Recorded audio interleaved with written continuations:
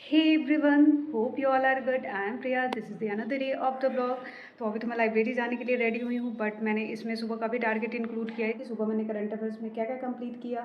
और आज से तो मैं करंट अफेयर्स लाइब्रेरी में भी रिवीजन किया करूँगी। मतलब ऐसे तो मैं डेली वाली वीडियो देखती थी, बट आज से मैं रिवीजन भी स्टार्ट करूँगी। तो वो तो मैं आगे सारा एक्सप्लेन करूँगी ही कि मैंने क्या क्या टारगेट कंप्लीट किया।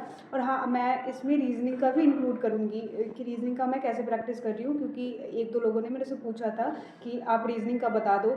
तो मैं अलग से वीडियो मैं ये बनाती ही हूँ, तो मैं इसमें इंक्लूड कर दूँगी अलग से। फिर अभी एग्ज़ाम पास आ गया तो अलग से फिर आप लोग भी बहुत सारा वीडियो देखोगे, तो इससे अच्छा है कि आप एक ही वीडियो देखो और इसमें सब कुछ इंक्लूड हो।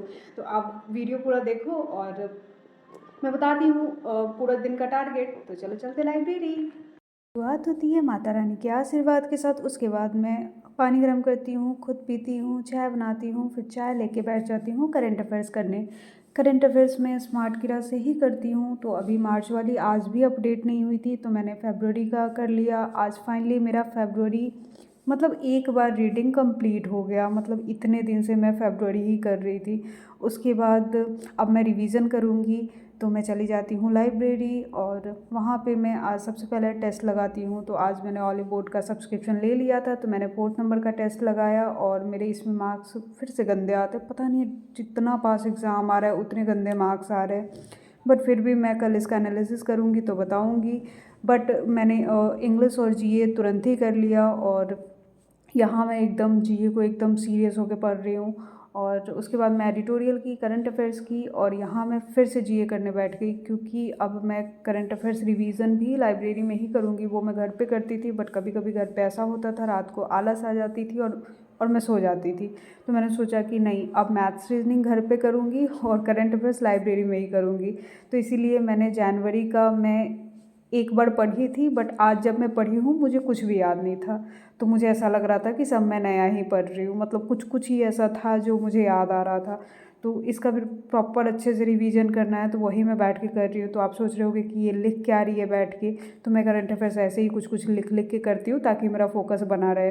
उसके बाद मैं घर आ जाती हूँ और मैं अभी रीजनिंग का एनालिसिस करके आपको एक्सप्लेन कर रही हूँ कि मैं कैसे मॉक एनालिसिस कर रही हूँ और कैसे इन दिनों मैं अपना प्रैक्टिस कर रही हूँ। तो आप लोग वीडियो देख। बात कर लेते हैं रीजनिंग की। तो सबसे पहले मैं इसमें मॉक का एनालिसिस करके ही दिखाती हूँ, क्योंकि इससे मैं बता भी दूंगी कि हमें किन किन बातों का ध्यान रखना है, क्योंकि अभी तो सारे मेंस का ही कर रहे होगे।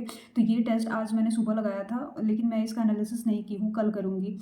तो अभी इसमें मेरे रीजनिंग में 29 अटैम्प्ट हुए और गलत 5 हो गए। सबसे बड़ी गलती यहीं पे है। हमें रीजनिंग मैथ्स में तो एकदम 100% एक्यूरेसी रखना पड़ेगा, क्योंकि हम एग्ज़ाम में इंग्लिश और जीए के भरोसे तो जा नहीं सकते।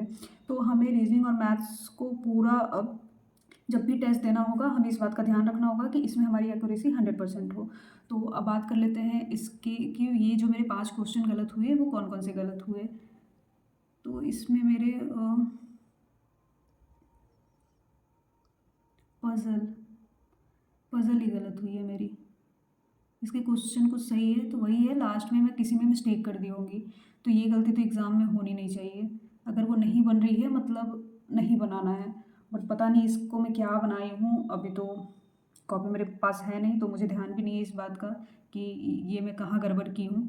तो ये तो होना नहीं चाहिए, ये भी सिली मिस्टेक्स ही होगी आई थिंक, मुझे लग रहा है। तो रीजनिंग में ऐसे ऐसे मिस्टेक्स तो बिल्कुल नहीं करने हैं। और ये मैंने क्वालिटी गलत की हूँ, यहाँ भी सिली मिस्टेक ही होगी मुझे पता है। ये भी इजी टॉपिक है। मतलब अभी जितने गलत हुए हैं, पजल, हाँ पजल वो कहीं ना कहीं मैं गड़बड़ की हूँ, बट ये 3 क्वेश्चन जो है इसमें मैं सिली मिस्टेक की होगी, क्योंकि ये सारे कुछ तो समझ में आता है, हमें बस लिखना होता है कॉपी पे और इधर उधर पढ़ ली होगी मैं। जो 3 क्वेश्चंस मेरे गलत हुए हैं तो ये मुझे पता है कि ये मेरी सिली मिस्टेक्स हुई है। तो अब मैं इसके बाद ये नहीं करूँगी कि मैं पूरा इनइक्वालिटी का वीडियो देखे जा रही हूँ या इनइक्वालिटी ही पूरा प्रैक्टिस किए जा रही हूँ। नहीं, ऐसा नहीं करना है, क्योंकि ये चीज़ हमें आता है। तो वो जो टॉपिक हमें आता है जहाँ सिली मिस्टेक्स हुई है, तो मैं बस उस क्वेश्चंस को देखूंगी कि मैं क्या गड़बड़ की, और वो सेम रिपीट मैं अगले टेस्ट में नहीं करूँगी। और जो क्वेश्चन नहीं बने हैं तो उसका मैं डेफ़िनेटली देखूँगी, चाहे मैं वीडियो देखूँ या क्लास लगा लूँ उस टॉपिक से रिलेटेड। तो ये जैसे कि क्रिटिकल रीजनिंग है, ये मैं हमेशा अवॉइड ही करती हूँ, क्योंकि आज तो मेरे पास टाइम ही नहीं बचा था इस टेस्ट में जो मैं इसको देखूँ, वरना मैं 1-2 तो अटेम्प्ट करती हूँ। बट ये आज मेरा पूरा छूटा इस वजह से, क्योंकि ये वाली पज़ल काफ़ी मेरा टाइम ले गई। तो जैसे कि ये पज़ल नहीं बने तो आपको इसको भी बनाना है बाद में कि हाँ, क्यों नहीं बने थे, इतना टाइम लिए मैं क्या गड़बड़ कर रही थी, तो उसको भी देखना है। उसके बाद ये क्वेश्चन छूटा, तो ये तो मुझे तब समझ में नहीं आया, तो इसका भी एनालिसिस करना है। तो अब ऐसे टाइप के तो अब कहीं भी प्रैक्टिस सेट में मिलेंगे नहीं, तो ये सब तो लॉजिकल है ना, वो तो प्रैक्टिस से ही समझ में आएगा। रीजनिंग तो ऑल अबाउट लॉजिक कि आप कितना समझ पा रहे हो।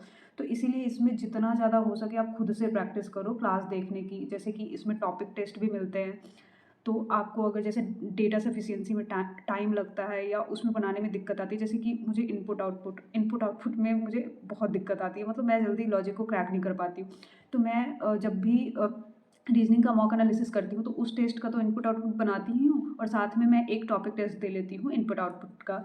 वो मैं टेक्स्ट बुक से देती हूँ, क्योंकि ये ऑली बोर्ड पे मेरे पास एलिट सब्सक्रिप्शन नहीं है, तो इस वजह से इसमें टॉपिक टेस्ट नहीं है मेरे पास। तो आपके पास जो भी साइट का टॉपिक टेस्ट हो तो आप उससे दे सकते हो।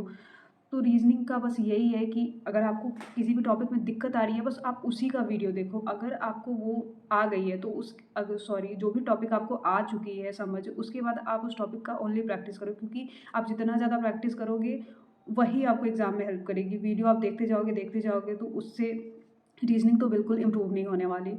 तो दैट्स ऑल अबाउट रीज़निंग। और इस वीडियो से रिलेटेड कोई भी डाउट हो तो आप लोग कमेंट में पूछ लेना, क्योंकि मुझे अभी जितना भी ध्यान है रीज़निंग से रिलेटेड शायद मैंने आपको बता दिया है, बट फिर भी कुछ भी छूट गया हो तो आप लोग पूछना, मैं कमेंट में उसको क्लियर कर दूँगी। और वीडियो पसंद आई हो तो वीडियो को लाइक करना, चैनल पे नए हो तो चैनल को सब्सक्राइब करना। मिलते हैं नेक्स्ट वीडियो में। Thank you, bye bye.